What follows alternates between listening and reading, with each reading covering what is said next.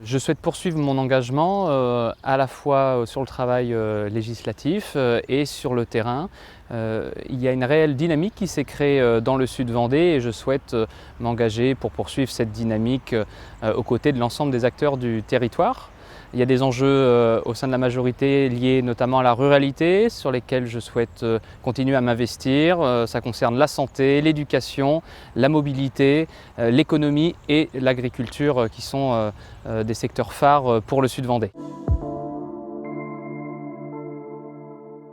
Je suis candidate pour les élections parce que déjà je suis quelqu'un du pays, je vis à la Châtaigneraie. Et je suis aussi une travailleuse dans le tourisme.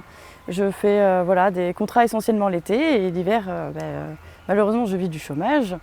Et je souhaite aussi porter ma candidature au nom de la jeunesse parce que j'ai 27 ans. Et aussi porter aussi une voix féminine, bien sûr, en politique, qui est un peu trop rare, malheureusement, même aujourd'hui.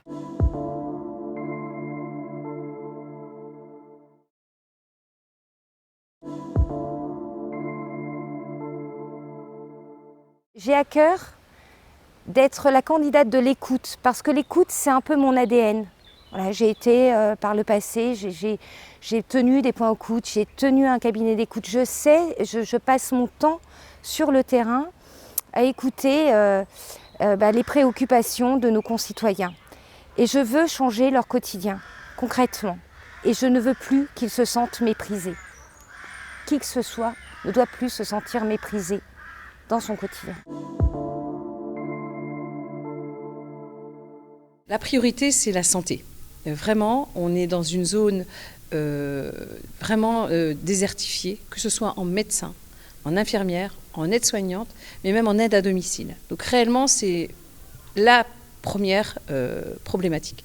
Ensuite, on a aussi un gros problème de mobilité sur notre secteur, puisqu'en fait, on a un secteur rural, donc les transports en commun ne vont pas jusqu'à nos campagnes. Donc ça, c'est quelque chose à développer et pour permettre aussi aux gens de pouvoir aller travailler. Enfin voilà, donc c'est un réel problème.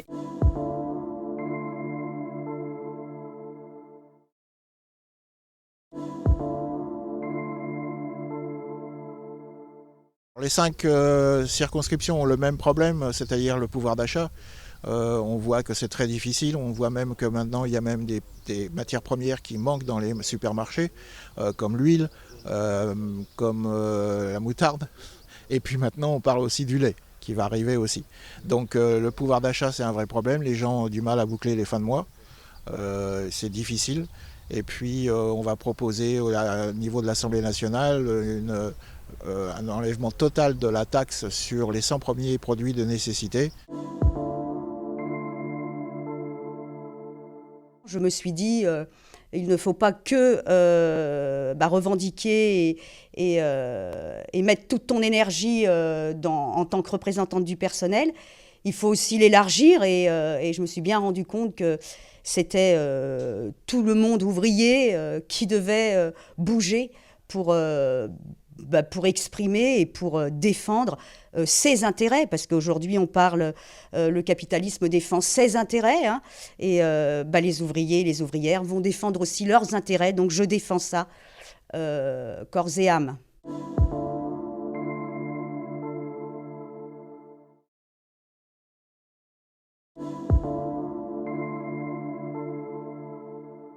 Je tiens à préciser quand même que le Parti ouvrier indépendant démocratique se présente dans 115 circonscriptions au niveau national.